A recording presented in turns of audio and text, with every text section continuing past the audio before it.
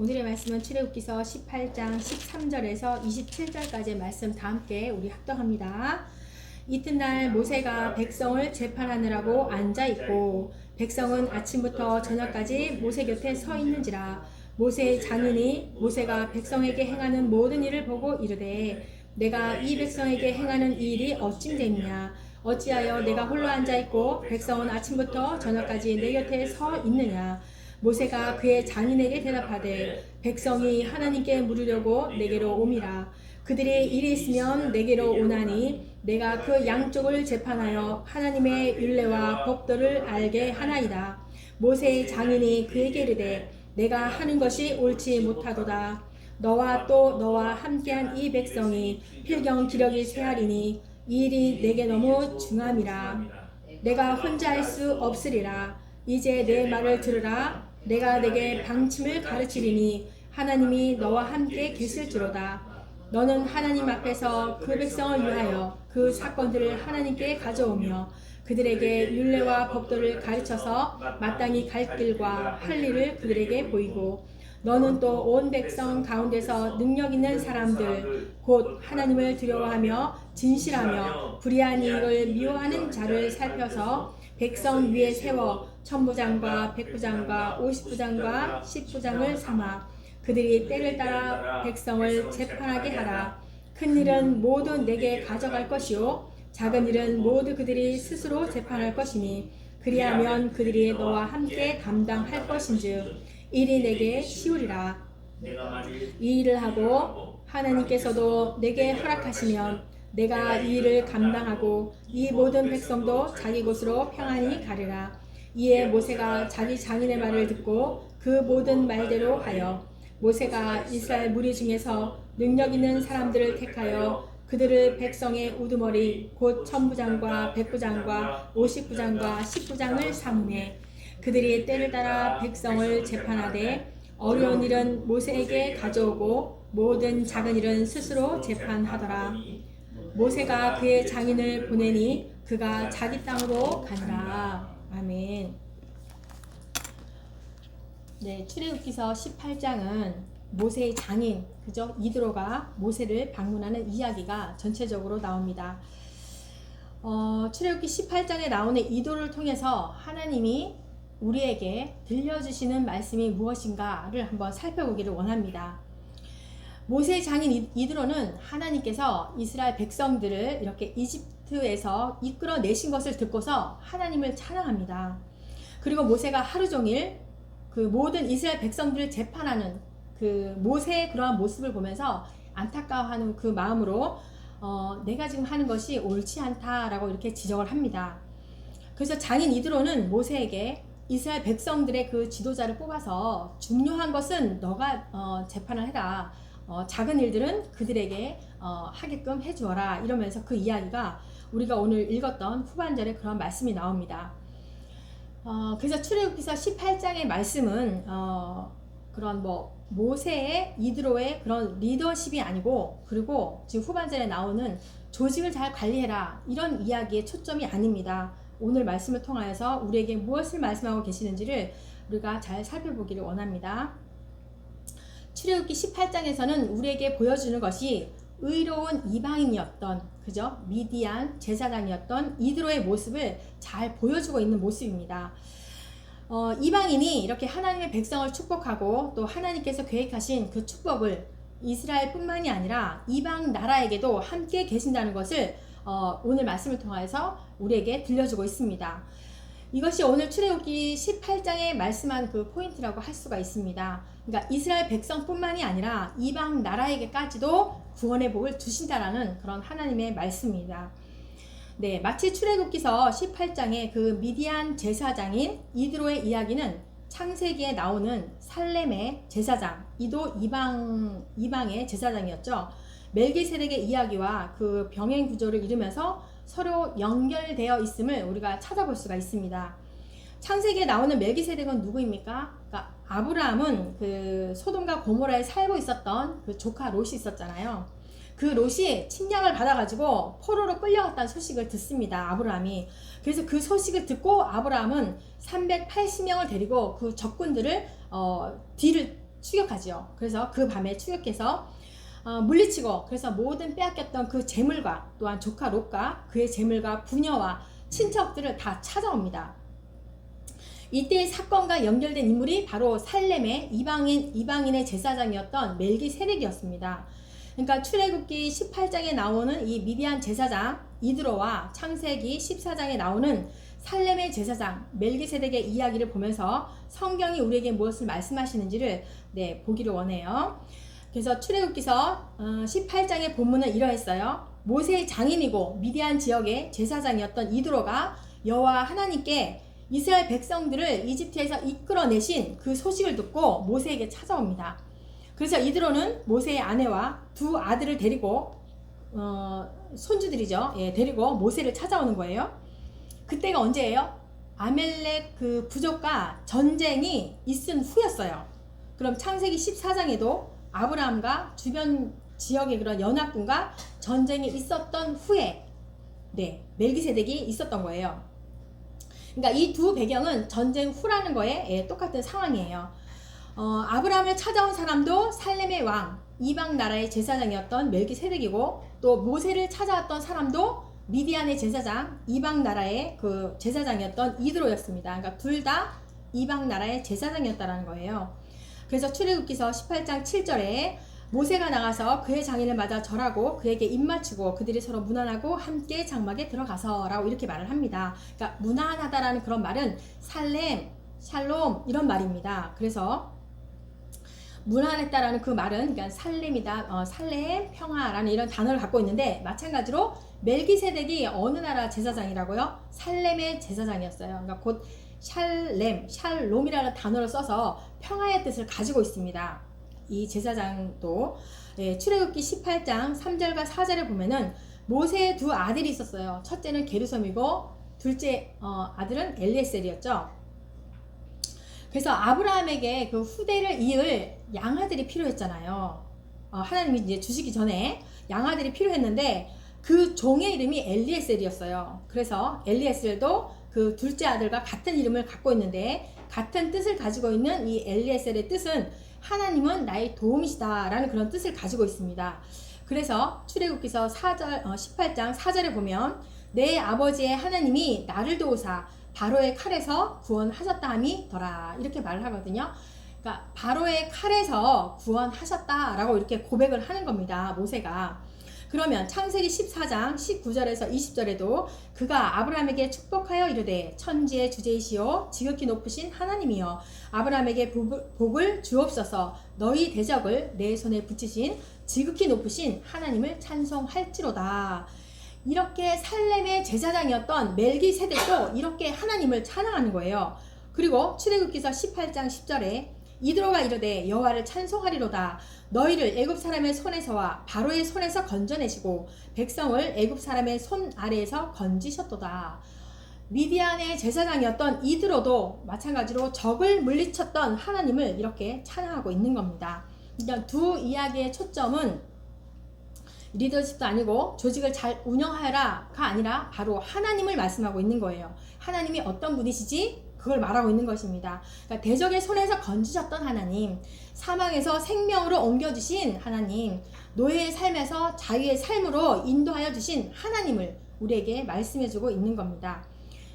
창세기 14장과 그래서 출애굽기 18장을 통해서 이방 나라의 제사장들을 통하여서 우리에게 말씀하고 있는 게 있어요. 하나님께서는 우리를 승리하게 해주셨습니다.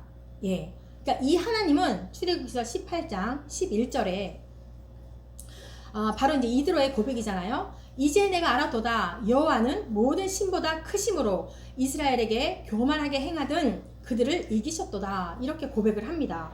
그러니까 여호와 하나님은 모든 신보다 크시고 교만한 적들을 물리치시는 그런 하나님이라는 것을 우리에게 말씀해주고 있는 거예요.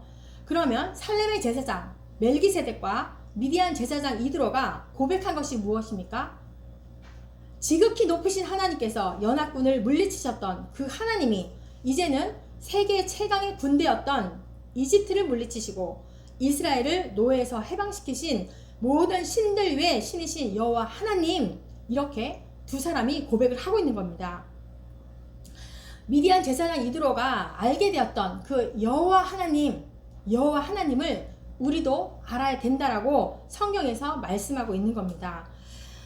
물론 선한 행실을 통하여서 구원에 이르는 것은 아니지만 구원의 은혜를 잊지 않는 자들은 사망에서 생명으로 옮겨주신 그 여호와 하나님을 기억하는 자들은 당연히 선한 행실이 나오는 것입니다. 그리고 성실하다는 거예요. 성도들이나 마찬가지로 청년들이 목사님을 찾아가서 이렇게 말한대요. 목사님, 배우자를 고르는 방법을 좀 알려주세요. 이렇게 묻는데요. 그러면 목사님이 그런데요. 우선 성실한 자여야 되고 정직해야 된다. 이렇게 말씀한대요. 그러니까 이제 더 깊은 얘기가 있는데 성실하고 정직한 자들은 하나님의 은혜를 잊지 않는다라는 거예요. 네. 그래서 이제 목사님들이 청년들에게 그런 말을 한 거죠. 살렘의 제사장 멜기세덱은요, 창세기 14장에 보면은 하나님을 찬양하고 떡과 포도주를 가지고 나옵니다. 그러면 미디안 제사장이었던 이드로도 마찬가지로 우리 12절에 보니까 번제물과 희생제물을 하나님 앞에 가지고 나옵니다. 그러면서 아론과 이스라엘 장로들과 함께 하나님 앞에서 떡을 이렇게 먹었다라고 이렇게 쓰여져 있습니다. 모세의 첫 아들 이름이 게르솜이잖아요. 게르솜의 이름의 뜻이 이방에서 나그네 되었다라는 그런 말을 가지고 있는데 창세기 15장 13절에 보면은 여호와께서 아브라함에게 이르시되 너는 반드시 알라 내 자손이 이방에서 객이 되어서 그들을 섬기겠고 그들은 400년 동안 내 자손을 괴롭게 하리니 이렇게 말씀하십니다. 그러니까 하나님께서 아브라함에게 말씀하신 것처럼 이스라엘 백성들이 이방 나라인 그 이집트를 섬긴다라고 이렇게 말을 하고 있는 거예요. 그러니까 모세의 아들 게르솜의 이름처럼 이스라엘 백성들은 타국에서 나그네가 되었다라는 그 예언이 성취되었다라는 것을 보여주는 겁니다. 그러면서 하나님이 어떤 분이신지를 계속 우리에게 말씀하고 있습니다. 네, 미디안 제사장 이드로는 모세를 가르치잖아요. 후원제를 보면은 모세를 가르칠 뿐만 아니라 어떻게 하면 율법을 잘 시행할 수 있는지에 대해서 그 방법까지도 가르쳐 줍니다. 13절 말씀에 보면은 이스라엘 백성들이 하루 종일 모세에게 나와가지고 재판을 받아요. 그러니까 모세도 지치지만 백성들이 얼마나 많아요. 그쵸? 엄청난 많은 인원이 나왔잖아요. 줄을 끝까지 서서 모세의 그 재판을 들으려고 줄을 서 있다라는 거예요. 둘 다 힘든 일이죠. 사실은 광야 생활을 하면서 얼마나 이 백성들이 힘들었겠어요. 그러면서 모세에게 하나님 말씀이 뭘 하십니까? 계속 묻는 거죠. 둘 다 힘들었을 거예요. 그 모습을 본 이드로가 왜 이렇게 너가 혼자서 일을 처리하느냐 이렇게 말을 하죠. 그랬더니 모세가 그런 말을 하죠. 16절에 양쪽의 재판을 통하여서 하나님의 율례와 법도를 알게 하려고 합니다. 그렇게 말을 해요. 그랬더니 17절에 이드로가 뭐라고 말합니까? 내가 하는 것이 지금 옳지 않다. 이렇게 말을 해주는 거예요. 그래서 이드로가 모세에게 방법을 가르쳐 줍니다. 18절에서 20절 말씀인데요. 너와 함께한 이 백성이 필경의 기력이 세하리니 한참 기다리니까 이 일이 내게 너무 중함이라 너에게도 힘들다. 내가 혼자 할 수 없을 것이야. 이렇게 말씀하신 거죠. 그러면서 이제 내 말을 들으라. 내가 내게 방침을 가르치리니 하나님이 너와 함께 계실지로다. 지금까지 인도하신 하나님이 너와 함께 할 거야. 이렇게 말을 하는 거죠. 너는 하나님 앞에서 그 백성을 위하여서 그 사건들을 하나님께 가져오며 그들에게 율례와 법도를 가르쳐서 마땅히 갈 길과 할 일을 그들에게 보이고 그렇게 이제 방법을 이제 제시를 하는 거죠. 그래서 이스라엘 백성들 전체에게 하나님의 그런 율례와 법도를 가르치고 능력과 덕을 갖춘 그 하나님을 두려워하는 사람들을 뽑으라고 이렇게 말을 하는 거예요. 21절에 그런 말을 하죠. 너는 또 온 백성 가운데서 능력 있는 사람 곧 하나님을 두려워하고 진실하고 불의한 이익을 미워하는 자들을 살펴서 백성 위에 세워서 1000부장, 100부장, 50부장, 10부장을 삼아라. 그렇게 말을 하는 거예요. 그러면서 그죠? 1000부장, 100부장, 50부장 1000명을 관리할 수 있는 사람, 또 100명을 관리할 수 있는 사람, 50명을 관리할 수 있는 사람, 10명을 관리할 수 있는 사람 각각 이렇게 세워서 관리를 하라고 이렇게 세우라고 이렇게 말을 하는 거예요. 근데 모세는 이 말을 다 듣고 조직과 그 관리자들을 세우고 어려운 일은 모세에게 직접 가져오고 작은 일들은 이렇게 중간 관리자들이 알아서 재판을 하도록 이렇게 하라고 하는 거예요. 그러면서 19장에는 이런 모든 것을 다 조직을 다 세우고 19장에서 이제 하나님과 이스라엘 백성들 간의 그 언약의 관계를 맺는 거예요. 그러니까 하나님과 언약 관계를 맺기 전에 모세는 하나님의 그 제사장 미디안 이방인이었던 이도를 만나서 조언을 듣는 거예요. 창세기 14장에는요. 아브라함은 하나님과 또 언약을 맺기 전에 살렘의 이방인이었던 하나님의 제사장이었던 멜기세덱을 만나는 거예요. 이처럼 언약 관계에 있어서 전체적으로 이스라엘에게만 해당되는 것이 아니라 하나님께서는 이방인도 생각하고 계신다는 것을 우리에게 보여주는 말씀인 거예요. 하나님의 계획은 아브라함을 부르시고 축복하실 때 처음부터 이방인에 대한 계획도 가지고 계셨습니다. 그러니까 창세기 12장에 그 아브라함을 복의 근원으로 삼으실 때 하신 말씀이 뭡니까? 3절에 땅의 모든 족속이 너로 말미암아 복을 얻을 것이라 하신지라 이렇게 말씀하십니다. 그러니까 이 세상 모든 족속, 그러니까 이스라엘과 모든 이방인들이 선택된 아브라함을 통해서 복을 받게 될 것이라고 이렇게 말씀을 하는 겁니다. 그래서 하나님의 계획은 아브라함을 선택하시고 또 온 세상을 구원하시고 온 세상이 하나님을 알게 하시는 그런 축복을 준비해 두신 것입니다. 그래서 아브라함과 언약을 맺으실 때에 살렘의 제사장이었던 멜기세덱이 등장하여서 중요한 역할을 또 했고, 그리고 모세와 이스라엘과 그 언약을 맺으실 때도 마찬가지로 미디안 제사장이었던 이드로가 나와서 중요한 역할을 하는 것을 우리는 볼 수가 있습니다. 그쵸? 우리는 이방인이에요. 그래서 우리에게까지도 복음이 전해 온 거예요. 그러면 이방인이고 이미 이방인들에게 복음을 다 들었기 때문에 끝이 난 겁니까? 아니죠. 하나님의 축복의 계획은 오늘도 계속 되는 겁니다. 온 세상 민족이 구원을 얻을 때까지 하나님께서는 우리를 축복하셔서 우리의 이웃과 전 세계의 모든 민족을 구원하시고 축복하실 계획을 하고 계시는 겁니다. 네, 우리는요 예수 그리스도의 피로 하나님의 그 언약의 백성이 되었습니다. 축복 받을 자격이 없었던 이방인이었지만 하나님의 언약 백성이 된 것입니다. 그렇기 때문에 우리도 우리의 이웃에게 복음을 전해야 할 그 의무가 있다는 거예요. 하나님의 계획을 실천할 의무가 우리에게도 있다는 겁니다. 그래서 오늘의 말씀을 정리해 보면은 모세의 장인이었던 이드로는 미디안 지역의 하나님의 제사장이었습니다. 그러니까 이드로는 모세와 함께 하시는 그 여호와 하나님께서 이스라엘 백성들을 이끌고 이집트에서 나왔다는 그 소식을 듣고 모세의 아들과 그 아내였던 시보라와 함께 모세를 찾아가는 거예요. 그래서 이드로는 하나님의 그 역사하심을 듣고서 하나님을 찬양하고 번제물과 희생제물을 가지고 장로들과 함께 떡을 먹습니다.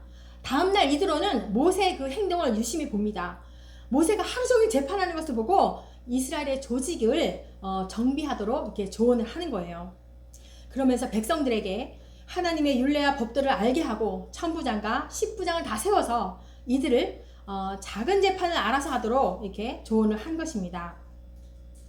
창세기 14장 15장에서는 아브라함이 살렘의 그 제사장이었던 하나님의 제사장 멜기세덱을 만났을 때 이 같은 구조가 되어 있다고 했습니다.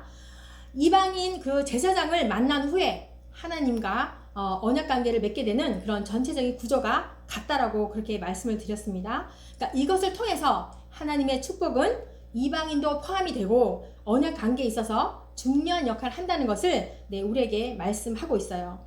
그러니까 우리도 하나님의 계획 안에 있어야 한다는 거죠. 그러니까 우리가 받은 축복을 이웃과 온 세상과 함께 나눠야 할 것입니다. 이것이 지금도 계속되는 하나님의 구원의 사역입니다. 그래서 이 이방인이 통해서 하나님이 이렇게 말씀하신 것처럼 마찬가지로 저와 여러분들도 모두가 하나님의 그 사역에 동참하시기를 간절히 축복합니다. 기도합니다. 하나님 아버지 감사합니다. 우리는 수없이 말씀과 예배를 통해서 하나님의 뜻을 듣습니다.